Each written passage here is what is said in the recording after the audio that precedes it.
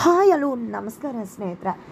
ಕೊನೆಗೂ ಇಲ್ಲಿ ಆದೀಶ್ವರ್ ಭಾಗ್ಯ ಮನೆಗೆ ಬಂದಿದ್ದಾರೆ. ಭಾಗ್ಯ ಮತ್ತು ಆದೀಶ್ವರ್ ನಡುವೆ ಹೊಸ ಸಂಬಂಧ ಶುರು ಆಗ್ತದೆ.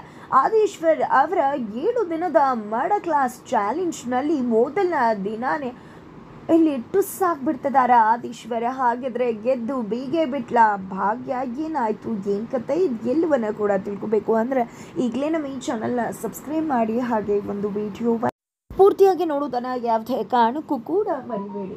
ಇಲ್ಲಿ ನಿಜವಾಗ್ಲೂ ಕೂಡ ಭಾಗ್ಯ ತನ್ನ ಮೇಲಿರ್ತಕ್ಕಂಥ ಆ ಒಂದು ಭಾರವನ್ನು ಕಳ್ಕೋಬೇಕು ಅಂತ ಡಿಸೈಡ್ ಮಾಡ್ಕೊಂಡಿದ್ದಾರೆ. ಭಾಗ್ಯ ಮಾಡಿದ ಒಂದು ಹೆಲ್ಪ್ಗೆ ಇಲ್ಲಿ ಆದೀಶ್ವರ್ 25 ಲಕ್ಷ ದುಡ್ಡನ್ನು ಗಿಫ್ಟ್ ಆಗಿ ಕೊಟ್ಟಿದ್ದಾರೆ. ಅದು ನಿಜವಾಗ್ಲೂ ಭಾಗ್ಯಗೆ ತುಂಬ ಭಾರ ಆಗ್ಬಿಟ್ಟಿದೆ.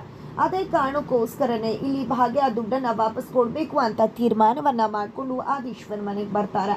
ಆದೀಶ್ವರ್ ಮನೆಗೆ ಬರ್ತದಾಗೆ ಗಾರ್ಡನ್ ಏರಿಯಾದಲ್ಲೇ ಇಲ್ಲಿ ಭಾಗ್ಯ ಆದೀಶ್ವರ್ ಅವ್ರನ್ನ ಭೇಟಿ ಮಾಡ್ತಾರೆ.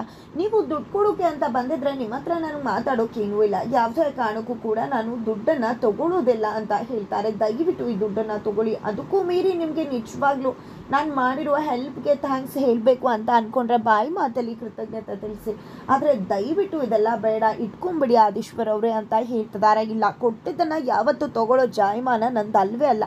ಏನ್ರಿ ಈ ರೀತಿ ಮಾತಾಡ್ತೀರಾ ನೀವು? ಇವತ್ತಿನ ಕಾಲದಲ್ಲಿ ದುಡ್ಡು ಬೇಕು ಅಂತ ಹೇಳ್ತಾರೆ, ಎಷ್ಟು ಕಷ್ಟಪಟ್ಟು ದುಡಿತಾರೆ, ಅದರಲ್ಲೂ ಕೂಡ ದುಡ್ಡು ಸಿಕ್ಕಿದ್ರೆ ಸಾಕು ಅಂತಿರ್ತಾರೆ. ಅಂಥದ್ರಲ್ಲಿ ಕೊಟ್ಟಿರೋ ದುಡ್ಡನ್ನು ಬೇಡ ಅಂತ ಹೇಳ್ತಿದ್ರೆ ದಯವಿಟ್ಟು ಪ್ಲೀಸ್ ದಯವಿಟ್ಟು ತೊಗೊಳ್ಳಿ. ನನ್ನ ಕಷ್ಟ ನಿಮ್ಗೆ ಅರ್ಥ ಆಗೋದಿಲ್ಲ. ನಿಜವಾಗ್ಲೂ ನಮ್ಮಂಥ ಮಿಡ್ಲ್ ಕ್ಲಾಸ್ ಫ್ಯಾಮಿಲಿಗೆ ಈ ಒಂದು ದುಡ್ಡು ತುಂಬಾ ಭಾರ ಅಂತ ಅನಿಸ್ಬಿಡುತ್ತೆ.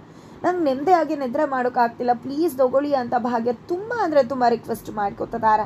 ಇತ್ತ ಕಡೆ ಆದೀಶ್ವರ್ ಅವರು ಸರಿ ಆಯಿತು, ನಿಮಗೆ ಯಾಕೆ ನಾನು ಗೋಳಿಕೊಳ್ಳಿ, ನಿಮ್ಗೊಂದು ಆಫರ್ ಕೊಡ್ತೀನಿ, ಆ ಆಫರ್ಗೆ ನೀವು ಒಪ್ಕೊಂಡ್ರೆ ಈ ದುಡ್ಡನ್ನು ನಾನು ವಾಪಸ್ ತೊಗೋತೀನಿ ಅಂತ ಹೇಳ್ತಾರೆ. ಏನದು ಅಂತ ಭಾಗ್ಯ ಕೇಳಿದ ತಕ್ಷಣ ಭಾಗ್ಯ ಒಂದು ಕ್ಷಣ ದಂಗಾಗೆ ಹೋಗ್ಬಿಡ್ತಾರೆ. ಯಾಕಂದರೆ ಆ ಆಫರ್ ಅಷ್ಟರ ಮಟ್ಟಿಗಿರುತ್ತೆ, ಈ ಕಡೆ ಡಬಲ್ ಟ್ರಿಪಲ್ ಅಂತಲೇ ಹೇಳ್ಬೋದು. ಆ ಒಂದು ಆಫರ್ ಬೇರೆ ಏನೂ ಅಲ್ಲ, ನೀವು ನನ್ನ ಪಾರ್ಟ್ನರ್ ಆಗಬೇಕು ಅಂತ ಆದೀಶ್ವರ ಹೇಳ್ತಾರೆ. ಜೊತೆಗೆ ಅದರಿಂದ ನಿಮಗೆ ವರ್ಷಕ್ಕೆ ಒಂದಷ್ಟು ಲಕ್ಷನೋ ಕೋಟಿಗಟ್ಟಲೆನೂ ದುಡ್ಡು ಸಿಗ್ಬೋದು. ಅಪ್ಪ ಅಷ್ಟೇ ಅಂದ ತಕ್ಷಣ ಭಾಗ್ಯ, ಏನು ಮಾತಾಡ್ತಿದ್ರ ನೀವು, ನನಗೆ ಯಾವ ಆಫರ್ ಕೂಡ ಬೇಡ, ಪ್ಲೀಸ್ ದಯವಿಟ್ಟು ಒಪ್ಕೊಳ್ಳಿ ಅಂದಾಗ, ಒಂದು ಆಫರ್ ಒಪ್ಕೊಳ್ಳಿ, ಈ ದುಡ್ಡನ್ನು ತೊಗೋತೀನಿ, ಇಲ್ಲ ಈ ದುಡ್ಡನ್ನು ನೀವೇ ಇಟ್ಕೋಬೇಕು ಅಂತ ಹೇಳಿ ಆದೀಶ್ವರ ಹೊರಟೇ ಬಿಡ್ತಾರೆ. ಇದು ಎಲ್ಲವನ್ನ ಕೂಡ ಮೀನಾಕ್ಷಿ ಮತ್ತು ಕನಿಕಾ ಇಬ್ಬರು ಕೂಡ ಅಬ್ಸರ್ವ್ ಮಾಡ್ತಾರೆ. ಇಲ್ಲಿ ಭಾಗ್ಯ ದುಡ್ಡು ಕೊಡೋಕೆ ಅಂತ ಬಂದಿದ್ರೆ ಇಬ್ಬರು ನೋಡಿ ಅತ್ತೆ ಹೇಗೆ ಹೋಗ್ತಿದ್ದಾನೆ ಅಂದಾಗ ಅವ್ನು ಕೊಟ್ಟಿದ್ದನ್ನು ಯಾವತ್ತೂ ಕೂಡ ವಾಪಸ್ ಇಸ್ಕೊಳ್ಳೋನಲ್ಲ ಅಂತ ಹೇಳ್ತಾರೆ ಮೀನಾಕ್ಷಿ. ಅವಳೇ ತಾನೇ ಕೊಡೋಕೆ ಬಂದಿರೋದು, ಇಬ್ರಿಗೆ ಏನಾಗಿದೆ ಇಸ್ಕೊಳ್ಳೋಕೆ, ಸರಿ ನಾನೇ ಹೋಗಿ ಆ ದುಡ್ಡನ್ನು ಇಸ್ಕೋತೀನಿ ಅಂತ ಹೇಳಿದ ಮೀನಾಕ್ಷಿ ಮತ್ತು ಕನಿಕಾ ಇಬ್ಬರು ಕೂಡ ಭಾಗ್ಯ ಬಳಿಗೆ ಬರ್ತಾರೆ. ಭಾಗ್ಯ ಬಳಿಗೆ ಬಂದದ, ನನಗೆ ಗೊತ್ತಿದೆ ಭಾಗ್ಯ, ನಿನಗೆ ಆ 25 ಲಕ್ಷ ರೂಪಾಯಿ ಸಣ್ಣ ಒಂದು ಸಹಾಯಕ್ಕೆ ತೊಗೊಳೋಕೆ ಇಷ್ಟ ಇಲ್ಲ, ಮಾಡಿ ಸಣ್ಣ ಸಹಾಯಕ್ಕೆ ಇಷ್ಟೊಂದು ದೊಡ್ಡ ಅಮೌಂಟಾ ಅಂತ ನಿಂಗೆ ಅನ್ನಿಸ್ತಿರುತ್ತೆ.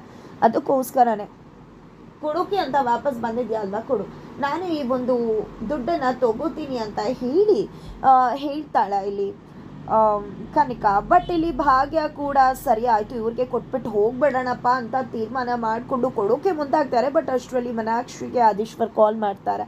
ಭಾಗ್ಯ ಅವರು ಅಲ್ಲೇ ಇದ್ದಾರೆ, ದುಡ್ಡು ತೊಗೊಂಡು ವಾಪಸ್ ಬಂದಿದ್ದಾರೆ ತಗೊಳ್ಳಿ ಅಂತ ಹೇಳಿ. ನಾನು ತೊಗೊಂಡಿಲ್ಲ, ಬೇಕಿದ್ರೆ ಅವರು ನಿಮ್ಗೆ ಯಾರಿಗಾರು ಕೊಟ್ಟು ಹೋಗ್ಬಿಡ್ಬೋದು, ಯಾವುದೇ ಕಾರಣಕ್ಕೂ ಆ ದುಡ್ಡನ್ನು ತಗೋಬೇಡಿ ಅಂತ ಹೇಳ್ಬಿಡ್ತಾರೆ. ಹಾಗಾಗಿ ಇಲ್ಲಿ ಮೀನಾಕ್ಷಿ ಅವರು ಕನಿಕಾ ದುಡ್ಡು ತೊಗೊಳೋದನ್ನು ತಡೀತಾರೆ.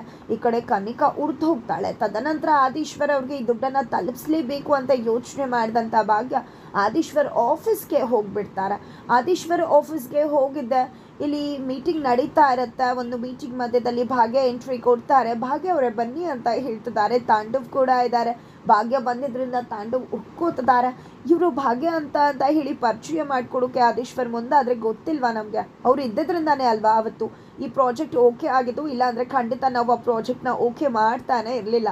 ಜೊತೆಗೆ ನನ್ನ ಮಗಳ ಪ್ರಾಣನ ಕಾಪಾಡಿದ್ದಾರೆ ಇವರು, ಮರೆಯೋಕ್ಕಾಗತ್ತಾ ಅಂತ ಹೇಳ್ತಾರೆ.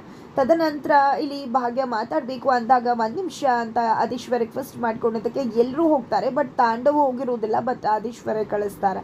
ನಂತರ ಏನು ಮಾತಾಡಬೇಕು ಅಂತ ಬಂದಿದ್ರಾ, ಅದೇ ದುಡ್ಡಿನ ವಿಷಯಕ್ಕೆ ತೊಗೊಂಡು ಬಂದಿದ್ರಾ ನೀವು ಅಂತ ಆದೀಶ್ವರ್ ಕೇಳಿದಕ್ಕೆ, ಹೌದು, ದಯವಿಟ್ಟು ಯಾಕೆ ನೀವು ಅರ್ಥ ಮಾಡ್ಕೋತಿಲ್ಲ, ದಯವಿಟ್ಟು ಈ ದುಡ್ಡನ್ನು ತೊಗೊಂಬಿಡಿ, ಈ ದುಡ್ಡು ನನಗೆ ನೆಮ್ಮದಿ ಕೊಡ್ತಿಲ್ಲ, ನಮ್ಮಂಥ ಮಿಡ್ಲ್ ಕ್ಲಾಸ್ ಫ್ಯಾಮಿಲಿಗೆ ಈ ದುಡ್ಡು ತುಂಬ ಭಾರ ಅಂತ ಅನಿಸುತ್ತೆ, ಯಾಕೆ ನಿಮ್ಗೆ ಅರ್ಥ ಆಗ್ತಿಲ್ಲ ಆದೀಶ್ವರ್ ಅವರೇ, ದಯವಿಟ್ಟು ತೊಗೊಳ್ಳಿ ಅಂತ ಹೇಳಿದಾಗ, ಏನು ಮಾತಾಡ್ತಿದ್ರ, ಈ ದುಡ್ಡನ್ನು ನಾನು ತೊಗೋಬೇಕಾ, ಯಾವುದೇ ಕಾರಣಕ್ಕೂ ದುಡ್ಡನ್ನು ತೊಗೊಳ್ಳೋದಿಲ್ಲ, ಸರಿ ಆಯಿತು, ಅದೇನು ಮಿಡ್ಲ್ ಕ್ಲಾಸ್ ಲೈಫ್ ಅವ್ರಿಗೆ ಅದು ಭಾರ ಆಗಿಬಿಡುತ್ತೆ ಅಂತ ಹೇಳ್ತಿದ್ರಲ್ಲ, ಈ ದುಡ್ಡು ನಿಮಗೆ ಭಾರ ಅನ್ಸುತ್ತಾ, ಸರಿ ಬಿಡಿ, ನಾನು ನೋಡೇ ಬಿಡ್ತೀನಿ, ನಿಮ್ಮ ಮಿಡ್ಲ್ ಕ್ಲಾಸ್ ಲೈಫನ್ನು ನಾನು ಕೂಡ ಲೀಡ್ ಮಾಡೇ ಬಿಡ್ತೀನಿ 7 ದಿನ ಅಂತ ಆದೀಶ್ವರಿ ಹೇಳ್ತಾರೆ.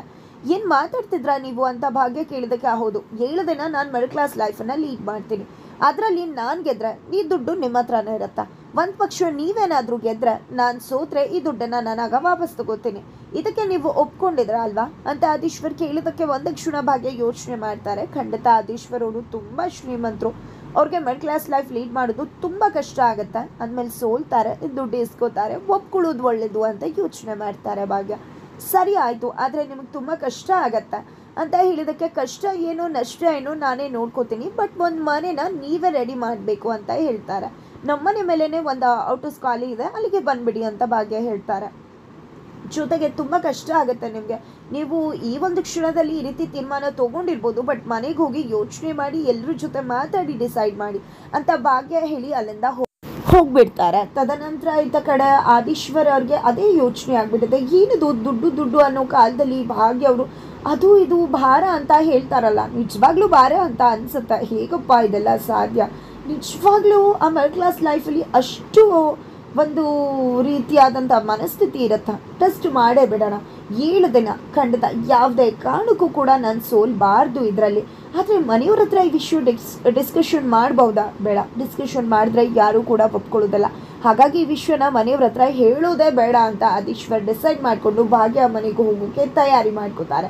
ಬಟ್ ಈ ಒಂದು ವಿಷಯ ತಾಂಡವ್ಗೆ ಮಾತ್ರ ಗೊತ್ತದೆ, ಯಾಕಂದರೆ ಆಫೀಸಲ್ಲಿ ತಾಂಡವ್ಗೆ ಆದೀಶ್ವರ್ ನಾನು ಭಾಗ್ಯ ಹತ್ರ ಚಾಲೆಂಜ್ ಮಾಡಿದ್ದೀನಿ, 7 ದಿನ ಅವ್ರ ಮನೆಗೆ ಹೋಗಿ ಅವ್ರದ್ದೇ ರೀತಿಯಲ್ಲಿ ಲೈಫ್ ಲೀಡ್ ಮಾಡಿ ಗೆಲ್ತೀನಿ ಅಂತ ಹೇಳ್ತಾರೆ. ಇದೆಲ್ಲ ಅವಶ್ಯಕತೆ ಇದೆಯಾ ಅಂತ ತಾಂಡವ್ ಪ್ರಶ್ನೆ ಮಾಡಿದರೆ ಬೇಕೇ ಬೇಕು, ನಾನು ಗೆಲ್ಲೇಬೇಕು, ಅವ್ರು ದುಡ್ಡು ಇಸ್ಕೊಳ್ಳೇಬೇಕು ಅಂತ ಕೂಡ ಆದೀಶ್ವರ್ ಹೇಳ್ತಾರೆ. ಇದರಿಂದ ಮೊದಲೇ ತಾಂಡವ್ಗೆ ಉರ್ದು ಹೋಗಿರುತ್ತೆ. ಇದೆಲ್ಲದರ ನಡುವೆ ಮನೆಗೆ ಬೇರೆ ಹೋಗಿದ್ದಾರೆ ಅಂದರೆ ಅಲ್ಲಿ ಇನ್ನೇನಾಗ್ಬೋದು, ನನ್ನ ವಿಷಯ ಗೊತ್ತಾಗ್ಬೋದು ಅನ್ನೋ ಭಯ ಆಗ್ಬಿಟ್ಟಿದೆ ತಾಂಡವ್ಗೆ. ಇದೆಲ್ಲದ್ರ ಜೊತೆಗೆ ಇಲ್ಲಿ ಭಾಗ್ಯ ಮನೆಗೆ ಬರ್ತಿದ್ದಾಗೆ ಗುಂಡಣ್ಣ ನನಗೆ ಜಿಮ್ಗೆ ಸೇರ್ಕೋಬೇಕು, ನನ್ನ ಗುಂಡಣ್ಣ ಅನ್ಬೇಡಿ, ನನಗೆ ಸಣ್ಣ ಆಗಬೇಕು, ಹಂಗೆ ಹಿಂಗೆ ಅಂತಿದ್ದಾನೆ. ಯಾಕೆ ಏನು ಅಂದರೂ ಕೂಡ ಹೇಳ್ತಾ ಇಲ್ಲ. ಇಲ್ಲಿ ಭಾಗ್ಯಗೆ ಗುಂಡಣ್ಣ ಹೇಳ್ದಾಗೆ ಮಾಡೋಕ್ಕಾಗ್ತಿಲ್ಲ, ತುಂಬಾ ಹಣಕಾಸಿನ ಕಷ್ಟ ಇದೆ. ಬಟ್ ಮಗ ಮಾತ್ರ ನಿನ್ನ ಹತ್ರ ದುಡ್ಡಿದೆ ಅಲ್ವಾ, ಖರ್ಚು ಮಾಡು ಅಂತಲೇ ಹೇಳ್ತಿದ್ದಾರೆ. ಏನು ಮಾಡಬೇಕು ಅಂತ ಭಾಗ್ಯಗೆ ತೋಚ್ತಾ ಇಲ್ಲ. ಬೆಳಗ್ಗೆ ಆಗುತ್ತೆ, ಆದೀಶ್ವರ್ ಮನೆಗೆ ಬರ್ತಾರೆ. ಅಷ್ಟು ಸುಲಭ ಅಲ್ಲ, ಅರ್ಥ ಮಾಡ್ಕೊಳ್ಳಿ ಅಂತ ಕುಸುಮ ಭಾಗ್ಯ ಎಲ್ಲ ಹೇಳ್ತಿದ್ರು. ಆದೀಶ್ವರ್ ತನ್ನ ನಿರ್ಧಾರಕ್ಕೆ ಬದ್ಧವಾಗಿದ್ದಾರೆ. ಸರಿ ಆಯಿತು, ನೀವೇ ಡಿಸೈಡ್ ಮಾಡಿದ್ವಿ ಅಂದಮೇಲೆ ಖಂಡಿತ ಮಾಡಿ. ವಾರಕ್ಕೆ 2 ದಿನ ಬಟ್ಟೆ ಹಾಕೋಬೇಕು, ನೀವೇ ಐರನ್ ಮಾಡಬೇಕು, ಜೊತೆಗೆ ನೀವೇ ನೀರು ತೊಗೊಂಡು ಬರಬೇಕು, ನೀವೇ ಅಡುಗೆ ಮಾಡ್ಕೋಬೇಕು, ನೀವೇ ಪ್ರತಿಯೊಂದು ಕೆಲಸನೂ ಕೂಡ ಮಾಡ್ಕೋಬೇಕು. ಜೊತೆಗೆ ಆಫೀಸ್ಗೆ ಹೋಗಬೇಕಿದ್ರೆ ಕೂಡ ನೀವು ಕಾರಲ್ಲೆಲ್ಲ ಹೋಗುವಾಗಿಲ್ಲ ಅಂತೆಲ್ಲ ಹೇಳ್ತಾರೆ. ಸರಿ ಆಯಿತು ಅಂತ ಆದೀಶ್ವರ್ ಕಂಡೀಷನ್ಗೆ ಒಪ್ಕೋತಾರೆ. ಮನೆಯಲ್ಲಿ ಲೈಫ್ ಲೀಡ್ ಮಾಡೋಕ್ಕೆ ಶುರು ಮಾಡ್ಕೋತಾರೆ. ಹಾಗಿದ್ರೆ ತಾಂಡವ್ ಕೂಡ ಏನಾದರೂ ಆದೀಶ್ವರ್ಗೆ ಹೆಲ್ಪ್ ಮಾಡೋ ನೆಪದಲ್ಲಿ ಮನೆಗೆ ಬಂದು ಸೇರ್ಕೋಬಹುದಾ ಅನ್ನೋದನ್ನ ಕೂಡ ಕಾದು ನೋಡಬೇಕಾಗಿದೆ. ಎಲ್ಲದರ ನಡುವೆ ಭಾಗ್ಯ ಮುಂದೆ ಆದೀಶ್ವರ್ಗೆ ಸೋಲಾಗತ್ತಾ ಅಥವಾ ಭಾಗ್ಯ ವಿರುದ್ಧ ಆದೀಶ್ವರ್ ಕೊನೆಗೂ ಕೂಡ ಮಿಡಲ್ ಕ್ಲಾಸ್ ಲೈಫ್ನ 7 ದಿನದ ಚಾಲೆಂಜಲ್ಲಿ ಗೆಲುವನ್ನು ಸಾಧಿಸಿ ಬಿಡ್ತಾರೆ? ಏನಾಗುತ್ತೆ ತಿಳ್ಕೊಬೇಕು ಅಂದರೆ ಮುಂದಿನ ವಿಡಿಯೋಗೆ ವೆಯ್ಟ್ ಮಾಡೋದನ್ನು ಮರಿ.